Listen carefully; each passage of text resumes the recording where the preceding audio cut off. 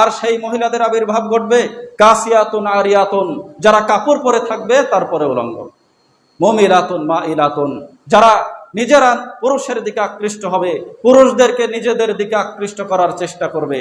রুউসুহুন্না কাআসনিমাতিল বুখতিল মাইলা, এদের মাথার খোপাটা হবে বখতি উটের কুজের মতো বাঁকানো। লা ইয়াদখুলনাল জান্নাহ, নবী বলছেন এরা জান্নাতেই যেতে পারবে না। ওয়ালা ইয়াজিদনা রিহাহা, জান্নাত তো বহু দূরের কথা, জান্নাতের গন্ধ এরা নাক পর্যন্ত পৌঁছবে না। ওয়া ইন্না রিহাহা লা তুজাদু মিন মাসিরাতি কাযা ওয়া কাযা, অথচ সেই জান্নাতের ঘ্রাণ বহু দূর থেকে পাওয়া যায়।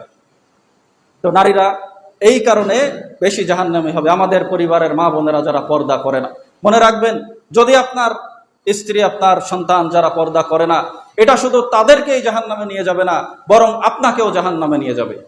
কেননা নবী বলছেন সালাসাতুল্লাহ ইয়াদখুলুনাল জান্নাতা আবাদা, 3 শ্রেণীর মানুষ কোনোদিন জান্নাতে যাবে না।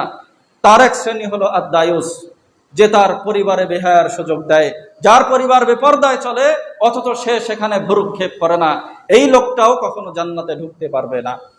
আমাদের বাংলাদেশের অধিকাংশ মা বোনেরা তো পর্দা করে না, তার ভিতরে গুটি কয়েক যারা করে, দেখবেন যে বাসার ভিতরে দেবর ভাসুরের সামনে আর পর্দা করে না। দেখবেন যে মনে করে যে বলে দেবর হলো আমার ভাইয়ের মতো, অথচ বিশ্বনবী বলেছেন আল হামুল মাউত, দেবর হলো মরণের সমতুল্য, আমরা বলছি ভাইয়ের মতো।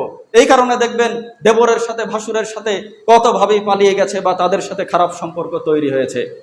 যখন বাইরের লোকরা বাড়িতে আসে তখন সবাই খেয়াল করে, কিন্তু দেবর ভাসুর যখন ঘরে ঢুকে কেউ তখন খেয়াল করে না, যেহেতু আমাদের নিজেদেরই লোক, যে ভাই আসো বসো, 1 কাপ চা খাও, ভাবি চা এনে দিচ্ছে, ভাই বাড়িতে নেই, ওইখানে তৃতীয় জন হয়ে আসে শয়তান। নবী বলছেন যখন এরকম একজন পুরুষ এবং একজন নারী একত্রিত হয়, আপনি হাজার বলেন যে ওরা ভাই বোনের মতো, তৃতীয় জন সেখানে থাকে শয়তান। নবী বলছেন ও তাদেরকে ব্যভিচারে জড়াবে।